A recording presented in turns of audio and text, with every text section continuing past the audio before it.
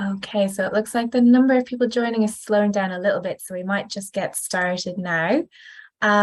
So big welcome to everyone today. We're really delighted to be able to host this webinar, to have Professor David Evans here with us today, and to have so many people who are able to join us as well today. So before we get started, I do just want to start with an acknowledgement of country. So I would like to acknowledge the traditional custodians of country throughout Australia and recognise their continuing connection to land, water and culture. So I'm currently on the land of the Gadigal people of the Eora Nation, and I would like to pay my respects to their elders past and present. I'd also like to extend that respect to any Aboriginal and Torres Strait Islander people joining us today. And if you would like to, please pop into the chat what land you're joining us from today as well.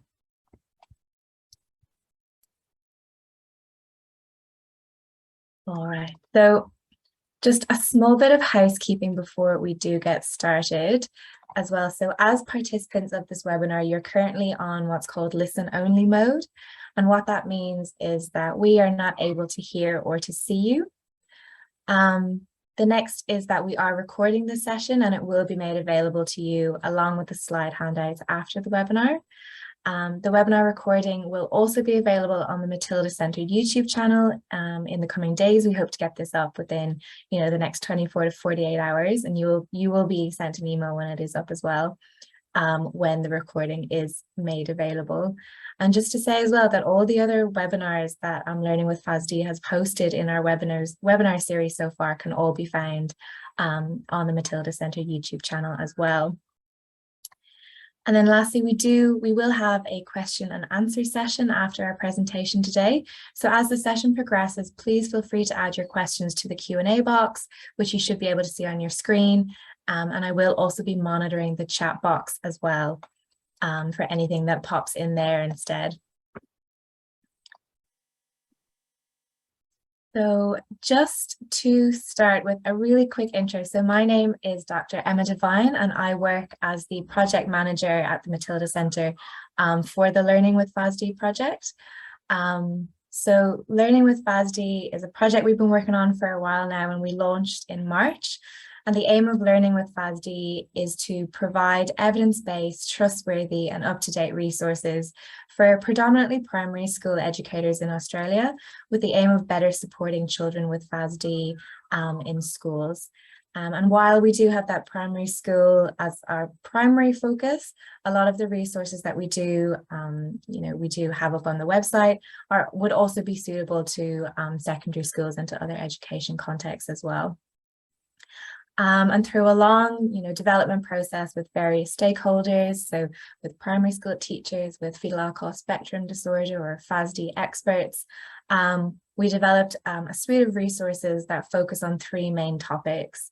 The first of which is understanding FASD. So what is FASD? How might it present itself in a school context? We've got classroom strategies, so ways that the classroom and teaching can be adapted to better support children. And our third topic area is engaging parents and caregivers. So how to start those really important communication and get collaboration across home and school as well. And part of Learning with FASD is that we host our webinar series, and this is our third this year, and we are really excited to have with us today Professor David Evans. So David Evans is a professor of special and inclusive education at the Sydney School of Education and Social Work.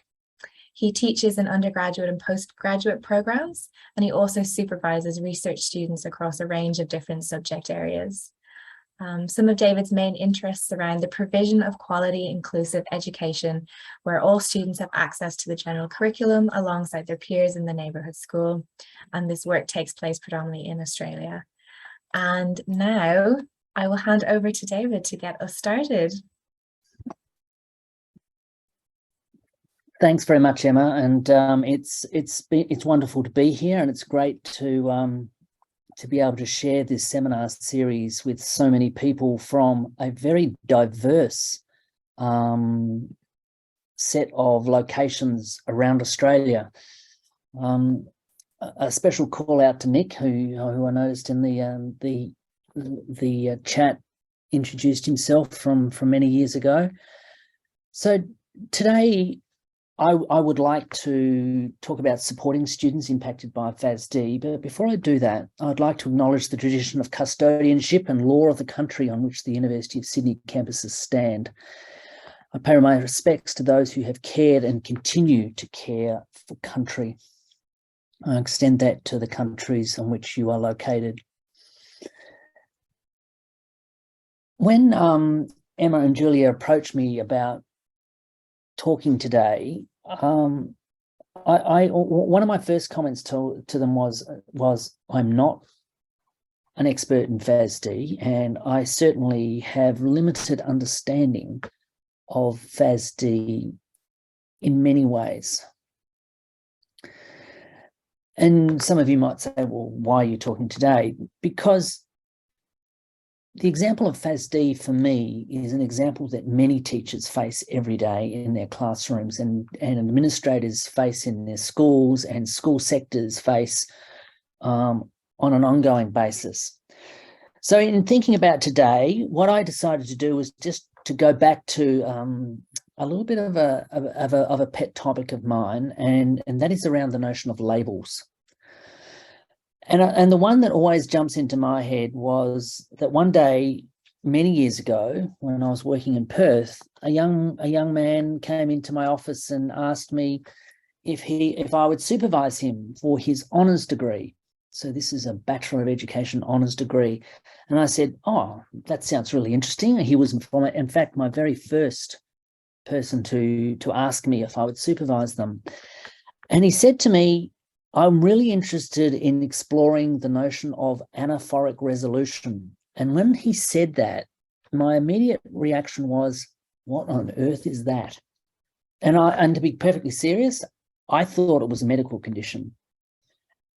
But once I got to know this young man and I got to know his topic, it really showed me how even a phrase like anaphoric resolution, for example, if you have some bias, which I obviously have in terms of labels, I suppose, it can steer you down the wrong path. If you respond to it in a reactive way, it can steer you in a way that may not be the most productive. So what is anaphoric resolution, or more in particular, what is anaphora?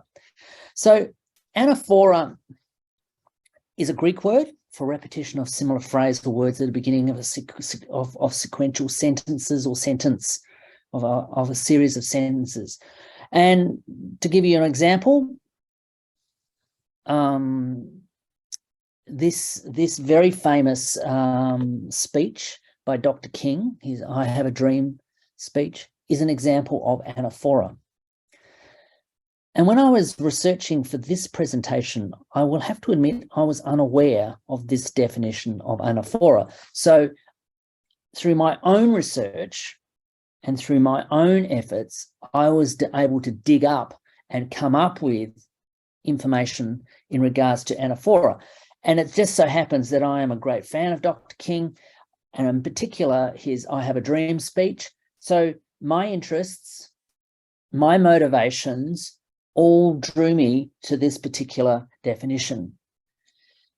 But the definition I was familiar with was this one: use of a pronoun to replace a noun, therefore not having to repeat the noun. And that example is the one that this young man worked on, or that skill. And people are going to me, why would you do that? Why would you engage in such a topic? And an example of that is Sally went to the shop to buy a loaf of bread. Sally then walked home.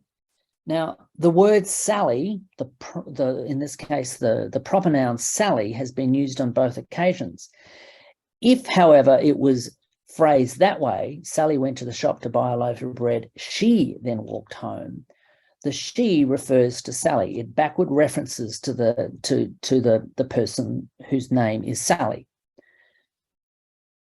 Again, what has this got to do with understanding FASD? when you start digging into an area like this, like anaphora and anaphoric resolution, what happens is that you become knowledgeable and you build capacity and you can share that capacity. For those of you who are still intrigued why anaphora is so important, the notion of resolving the tension between the pronoun or the noun and the pronoun is something that a lot of students, especially in upper primary into secondary, experience difficulties with. And there are all sorts of ways that I can make that less complicated, or I can make it more complicated. For example, the first sentence where Sally is used both times, it's probably the easiest. Then you've got this one of Sally went to the shop to buy a loaf of bread. She then walked home. Understanding that she refers to Sally is really important. And in some other languages, for example, that's, when students are learning English as a second language, they have to work that out. And making it explicit can be really important. Making it explicit to secondary school students can be really, really important. But I need to develop that understanding. Now, if I wasn't teaching English, which I'm not an English teacher, I possibly would not need to know that. It's a little bit like FASD. If you're not working with a child or a student with a diagnosis or identification of FASD, having to have that on board along with everything else is probably not needed. So labels can have value, but knowing about all the labels, I would argue, is not necessary. For example, intellectual disability, autism spectrum disorder, physical impairments, social and emotional disorders. And then you get FASD. Even knowing that FASD is an acronym for Fetal Alcohol Syndrome Disorder could be really, really important. You may not know what that is.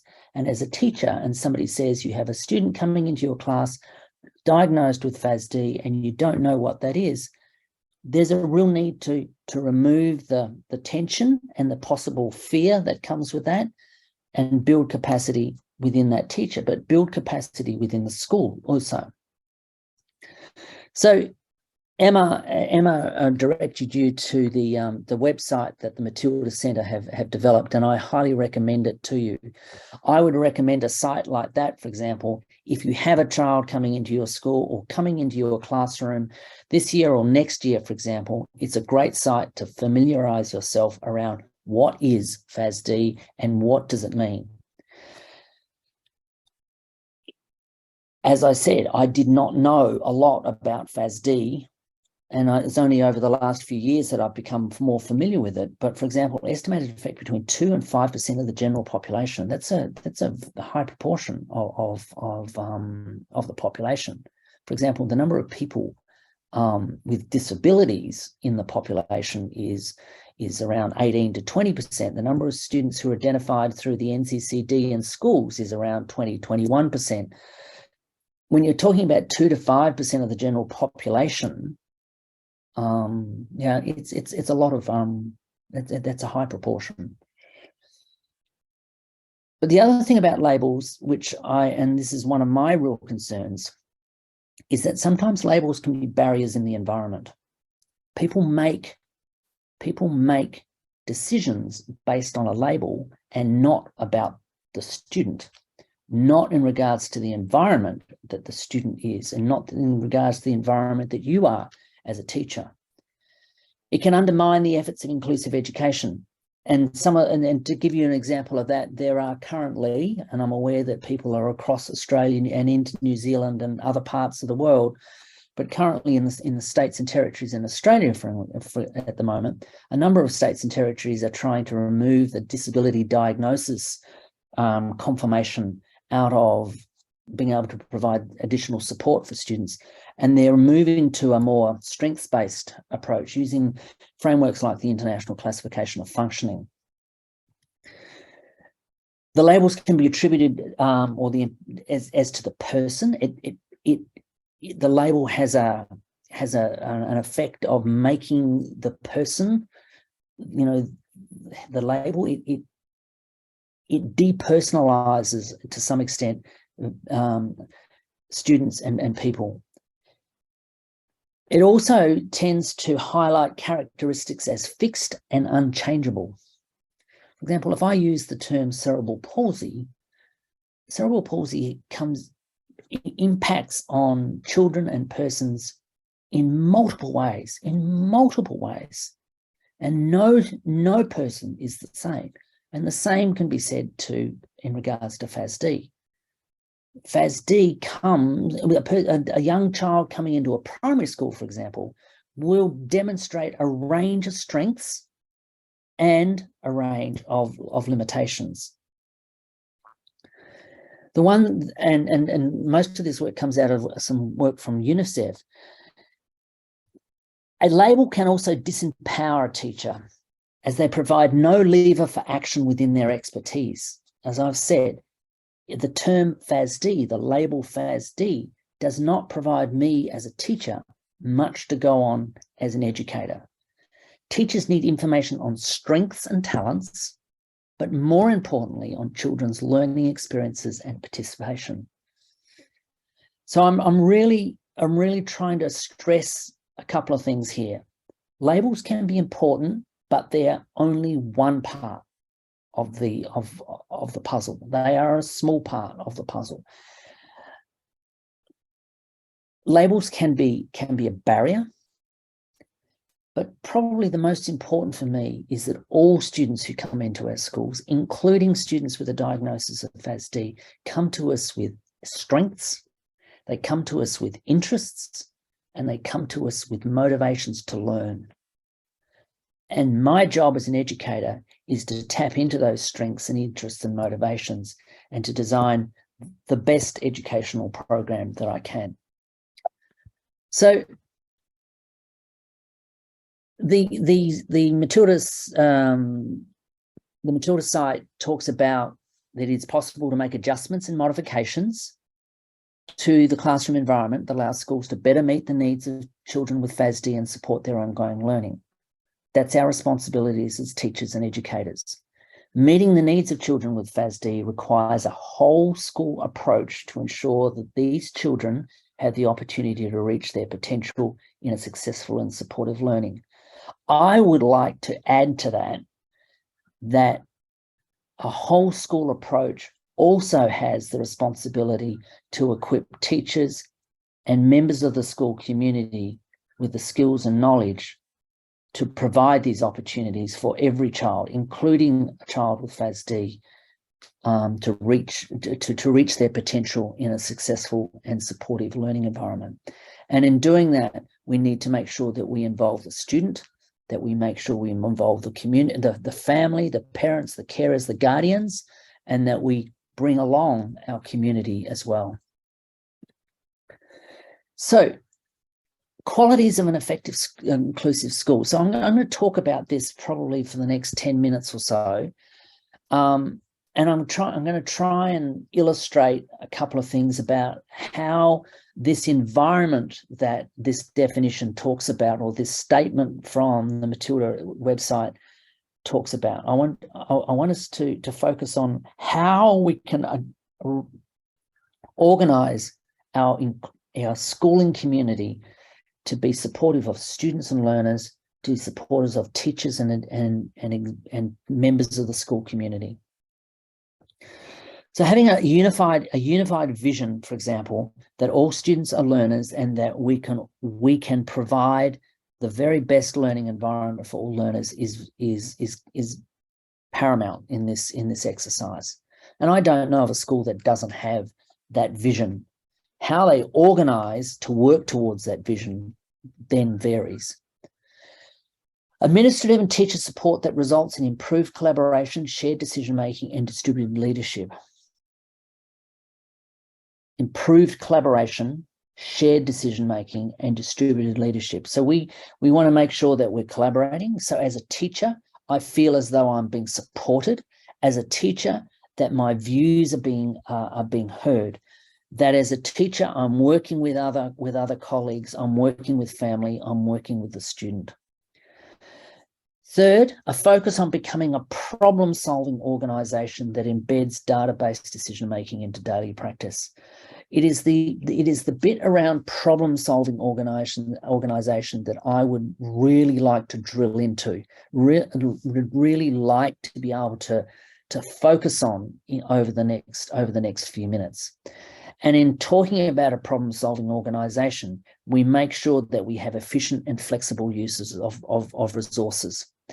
Towards the end, I'm going to talk about classroom instruction, because I'm going to say to you that most of you have a range of skills that already fit into those strategies that are on the website.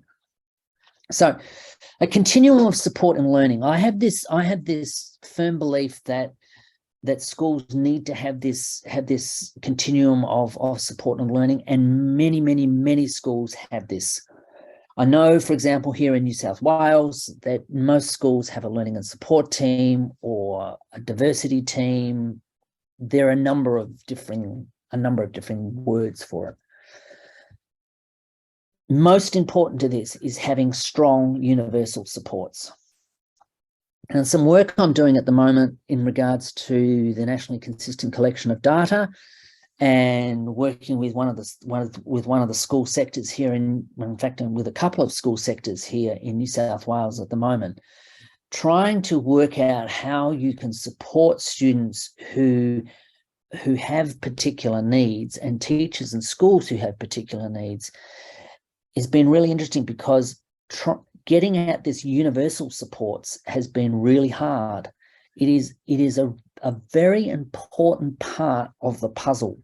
If we want to support, for example, a student who comes to school with a diagnosis of FASD and who has demonstrated particular need, getting the universals right is paramount to providing that support. Just to, you're going to have to do some abstract maths here, but I've got 100% universal supports, because universal supports are for every learner, and it involves all teachers, all staff, all executive. But we need to get this strong, because if our universal supports are only meeting the needs of, say, and I know that some schools say this is the case, somewhere like 70% of their students, trying to support students with those scarce resource, those 30% of students who may fall into a targeted support or an intensive support area, becomes really hard, because you only have so many resources. If we can build the universal supports really strong, then the need to have to plan and implement targeted and intensive supports is reduced. It doesn't mean we need less resources. I'm just saying it reduces the need to have the staff and the resources to do that, but to also use the resources and the staff we have to do it really, really well. So it's about building strong universal supports, recognizing that there may be some students who require targeted and intensive supports beyond that. So let's have a look at what happens when we get these universal supports in place. So I'm going to take a classroom. I'm going to take a maths class, for example, in a primary school. You're doing fractions, and that's a random topic selection. So I plan this lesson, and I have specific demands that I'm going to place on students. And what happens is that I have really planned this well. I have been able to get a good match between the demands that are being placed on the students and the competencies and the strengths that they bring. I know my students. I know their strengths. I know their passions. I know their interests. However, when that demands and the competencies start to shift apart and move apart, and we get a partial match, then there's stress on the learning system. There's stress on the teachers. There's potentially that some students are being missed out or not being catered for, and then other things start to kick in. For example, we might see an increase in unwanted behaviour or challenging behaviours. We may see an increase in the number of students who are disengaging from their learning. But when we get this complete mismatch and separation of demands and competency, that is when teachers become highly stressed. For example, I don't think it's any secret that many states and territories are experiencing here in Australia are experiencing a teacher shortage. And one of the reasons behind that teacher shortage supposedly is the stress that teachers are coming under is as part of their job. And some of that stress is being put at the diversity of students in their classrooms. Some of that stress is being put down to the preparedness, for example, of our new graduates to engage in classrooms, in primary classrooms, and to provide quality learning for all students. There are a number of pressures that are being brought to bear on that. Working in a university and initial teacher education, for example, we're really getting hammered over the stress that teachers are experiencing. But in these particular situations, teachers are asking and schools are asking for support. Now, some of that support can come from school-based finances and resources, but other support may be required from another level. If you're working in a public school sector, for example, you may have different levels of support available and open to you. But in all of that, what we're trying to do is provide support to the student. But I really ask you to think about what support we're providing for teachers and the school. The student is the focus, but maybe the support could be better spent by looking at the skills and the strengths that the teacher has and building their capacity to cater for a diverse range of students. And so we want to build this capacity within the context. We want to build a strong problem-solving context that allows us to build capacity and to reduce the gap between the demand and the competency. Will we be able to reduce it to nothing? I would argue not. That's a really, really tall order. It would be great. That's what we're aiming for. But on the other hand, we can provide opportunities for all of our learners to access the curriculum, to participate in the curriculum, and to be learners from the curriculum. And how we organise the curriculum becomes your job as a teacher, and hopefully, as part of a team, you can problem solve ways around and innovative ways for our students to access the curriculum. We can do this through a problem solving action cycle.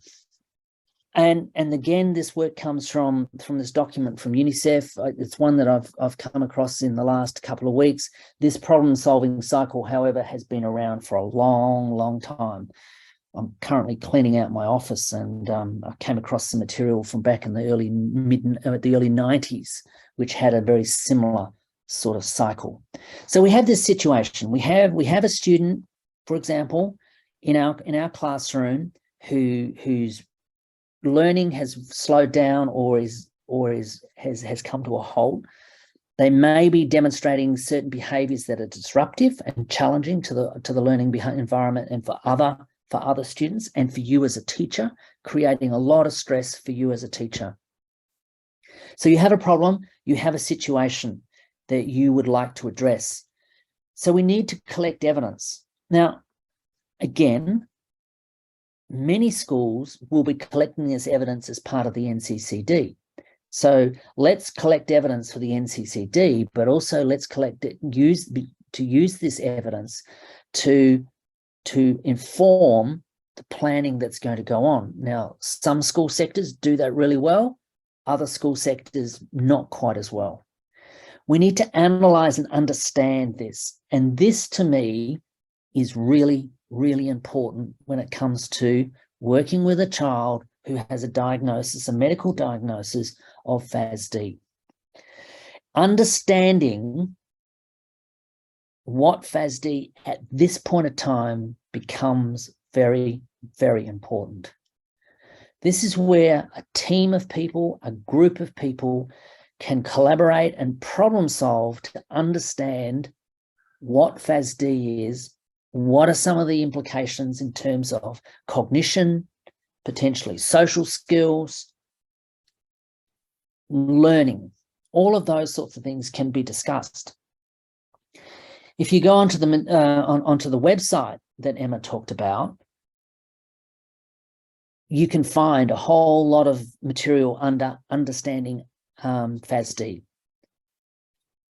And I don't have shares in the website. I have had a look at it though. I do know how it was developed and how experts were consulted and teachers were consulted. One of my colleagues was involved in that, and I understand from her the process that they went through. And I am more than convinced that what's on that website has a good, robust underpinning. And so I can understand what FASD is, what impact it can have on a learner. But I also need to remember that FASD for one child is different to another child, So I need to take the child and consider this, not take the label and place it on the student. From there, what we want to do is plan and make decisions about, okay, how are we best going to cater for this student? Do we need to do something beyond those strong universals, or can we build a really strong universal that will cater for the student? Now, some of the strategies that are listed under the strategy section on the website, for example, many of you know, use of visuals, for example. Teachers use those all the time now. And somebody says, oh, but the students with ASD, they really like visuals. I'd argue most students like visuals. However, maybe there are some students who would prefer another mode. So I refer you to things like the Universal Design for Learning framework, which talks about multiple means of representation. So it can be a visual, and a visual. It could be in writing. I've even know of a school where they have QR codes, and a child can come up. They might be carrying a personal device, and they can scan the QR code, and it will give them information. Or they can use an iPad and they can scan it, and it will give information. It will give it in a as a social story or whatever you want to set it up. But lots of ways of planning and deciding. You need to think about what is it about the student and their learning that is posing as a problem. Don't make it the child necessarily, but look at how, for example, doing a functional assessment about, all right, there are certain behaviors they demonstrate. When do those behaviors occur? Are there things that are antecedent? Are there things that, keep on reinforcing it in the environment naturally? Does a behavior occur across all curriculum areas? Does it only occur in the classroom and not in the playground? Does it happen at home? Does it happen at school? Talk to parents, talk to the child, but collect this information and plan this material with the student in mind and the function of the behaviors that you're most concerned about. We need to act on this. We need to implement. And as part of this, there needs to be ongoing collection of data to see how effective it is. Is it, for example, achieving the desired goal that you might have set and working towards? So in measuring, analysing, planning and acting, many schools will have developed an individualized plan if that is the way they think they have to go. If it's a targeted intervention or an intensive intervention, they will have an individual plan and they'll have goals. They'll have strengths. They'll have where they want the student to go. It will have been done collaboratively with the parents, and hopefully you will also involve the student. A lot of that action is already going on as part of your NCC data collection. And then you need to evaluate. And this can be done on a regular basis, on a weekly basis in the classroom. I know of schools who do a once a term sort of evaluation, quick meeting to see how did the plan go? Do we need to make changes? Do we need to change the goals? Others I've seen can be 6 months or 12 months. I would suspect in working in this area that it might need to be a little bit more often, but again, it depends on the student, not the label. So analysing and understanding, people who can be involved there are learning and support teachers, parents and students. External resources. The Matilda Centre, for example, website is really, really important. But I notice on some of the materials that they have on their website, they give you links to other resources, quite specific resources. For example, I noticed some resources that have been developed up in the Fitzroy region of Western Australia, for example, tapping into those sorts of resources. My one caution, be critical consumers.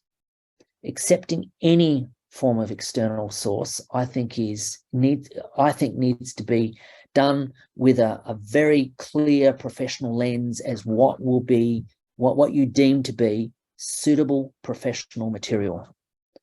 I put functional analysis of behaviour in there because behaviour, as in social behaviour, often becomes a big issue when we're talking about supporting students, including the support of students with FASD. So looking at the function of behaviour, making hypotheses about how you can address the function of those behaviours is really important. Being collaborative as part of your planning, make sure that there's a feedback cycle in there. That's where your learning and support teacher can come in and play for that. That's where the co-teaching, for example, having the learning and support teacher and the class teacher planning together and co-teaching together. Not necessarily for the learning and support teacher or the special ed teacher to focus on a student with FASD. That's not the aim of the game. It's about working together and teaching together. If I'm working with a teacher who has expertise in English, for example, I would be getting them to doing a lot of the teaching while I do other more sorts of general supervision, feedback and supporting of students. Just to give you an example of that, just recently I worked with a group of teachers around a student who identified with a disability, not FASD, but another disability. And one of the things that we came across there was the reluctance of the teachers to have me work as a teacher alongside of them. They wanted me to be like a teaching assistant, to sit with the target student. They wanted me to sit with the student to make sure that they paid attention and responded when asked questions and all of those sorts of things. I don't see, when you're working in a co-teaching model or in a collaborative model, that is being the aim. If I want to build capacity in my class teachers, then they do need to take on the responsibility. And what we want to do at some point is to move the support back, if that is possible. Lots of classroom strategies, and I'll touch on them right now as part of acting and implementing. These are the first 6 suggestions on the website. Short, concrete instructions. Use of visual aids, focusing attention, maintain structure and routine. Maintaining structure and routine is beneficial for many, many students.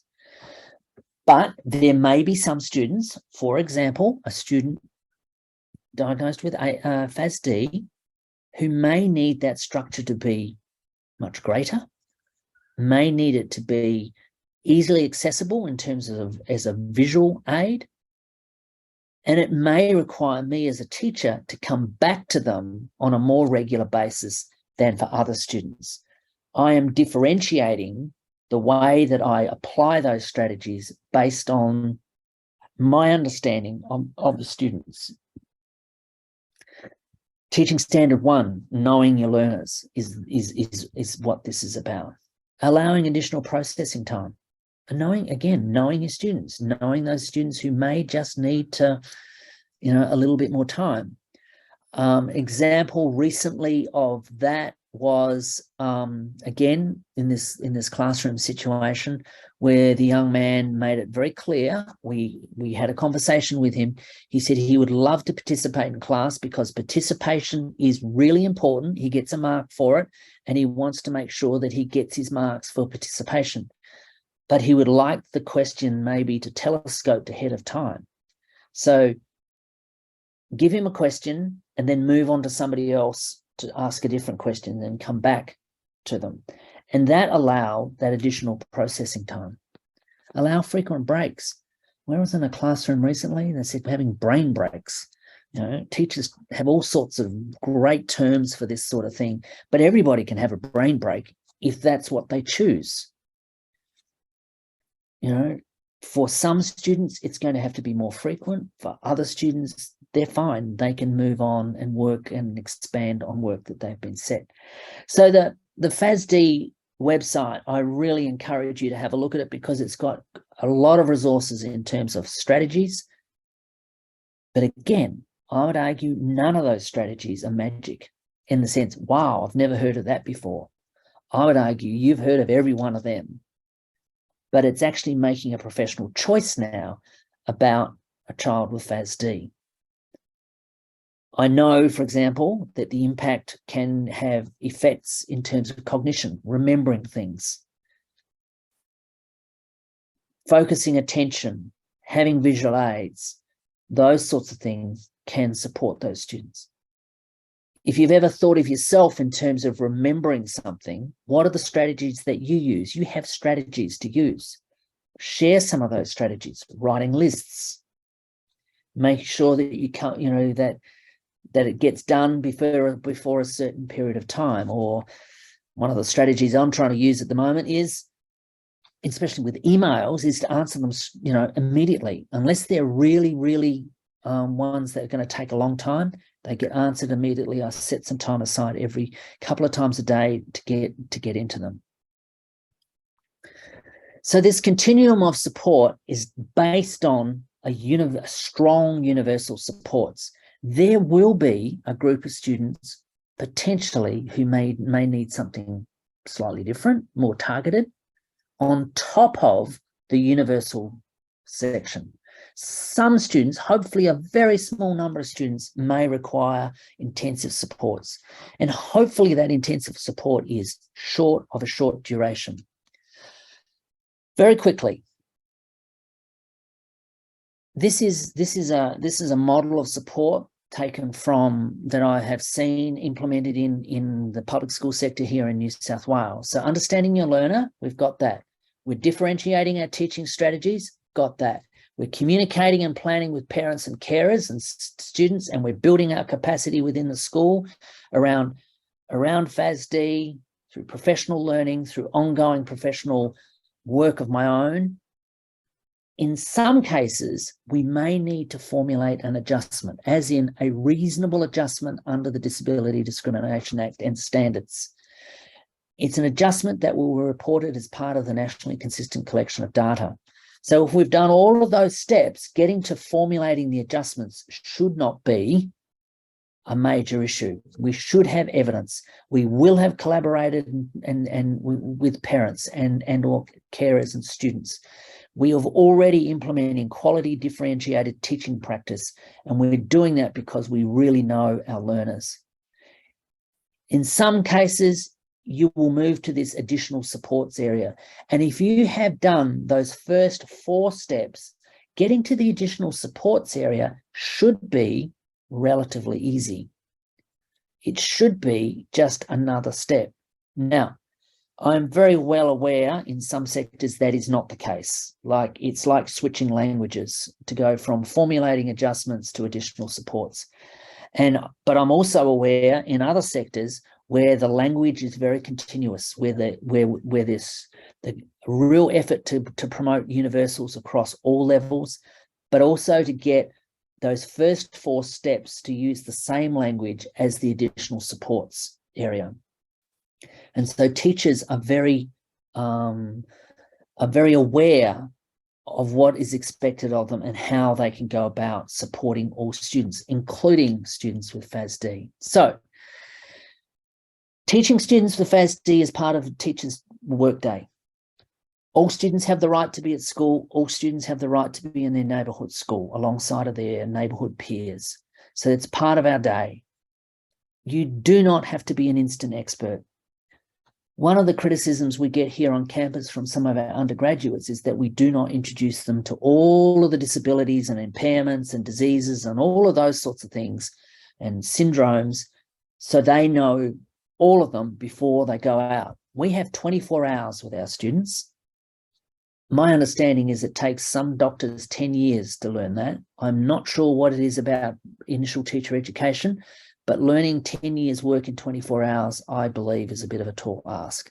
So you do not have to be an instant expert, but there is a real need, though, for you to be passionate about, okay, I have this student coming into my class.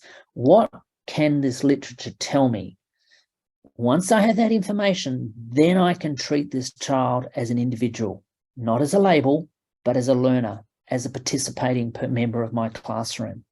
Every child has strengths, interests, and motivation. Receiving support to build your capacity is part of professional learning within a school. You can share that with your peers, that you can share that with your school. You can work with your learning and support team or your diversity team to build this information and have it as a resource within the school. Problem solve collaboratively to address individual needs. If something doesn't work, change it. If you need to go to another level of support, talk about how you can go to that next level of support.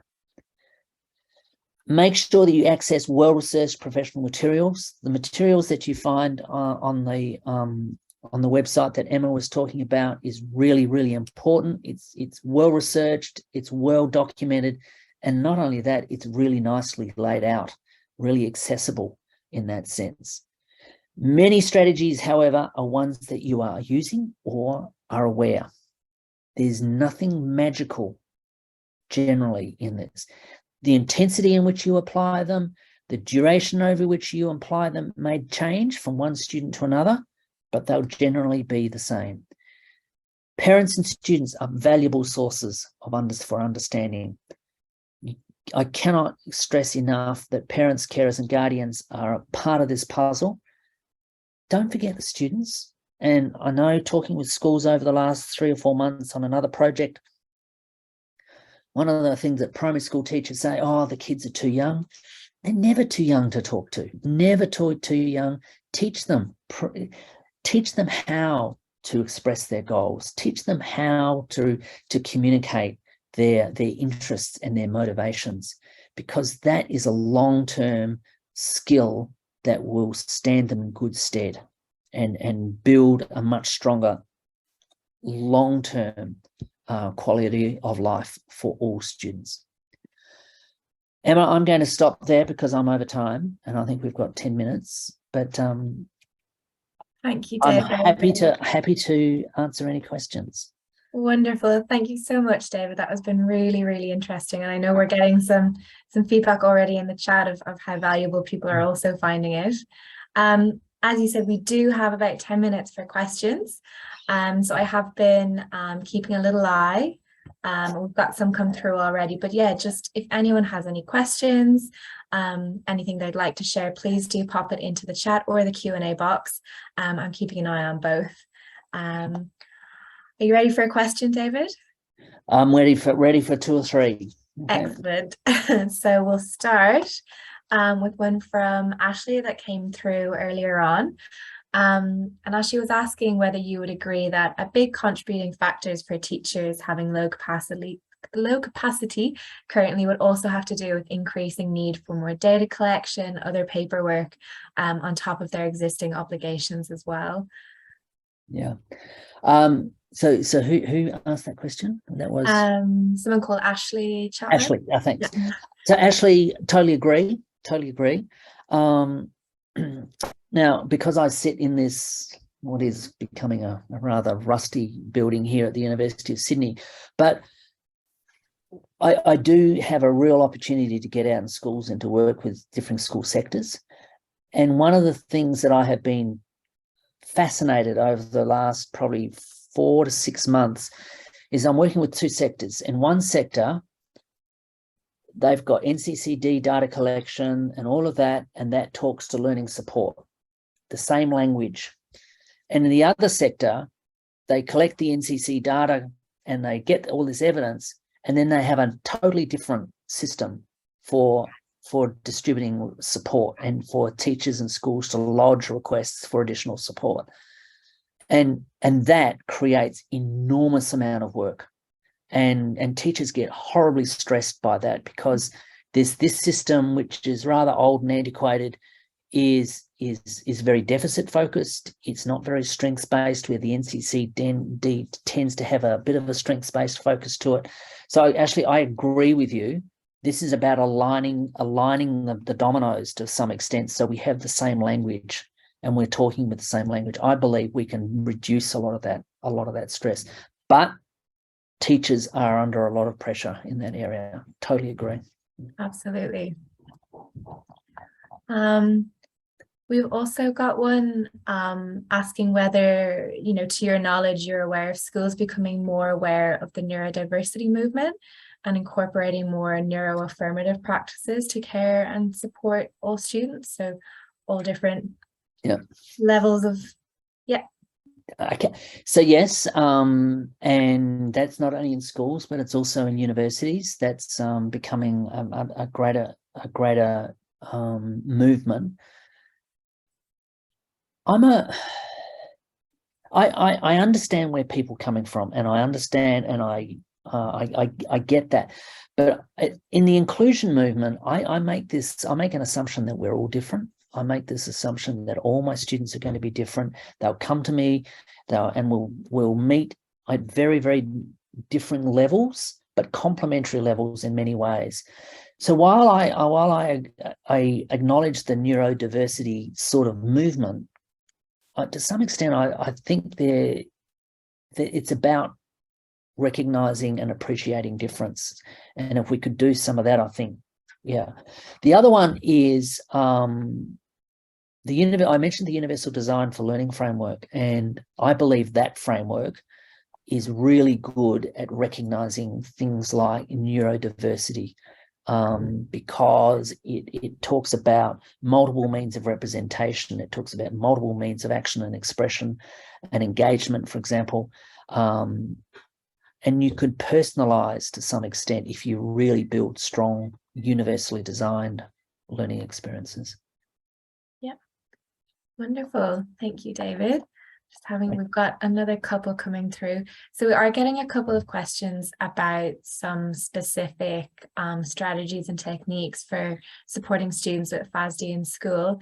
And just what I'll say on that, for in the interest of time, is that I think a really good starting place might be some of the resources on the Learning with FASD website.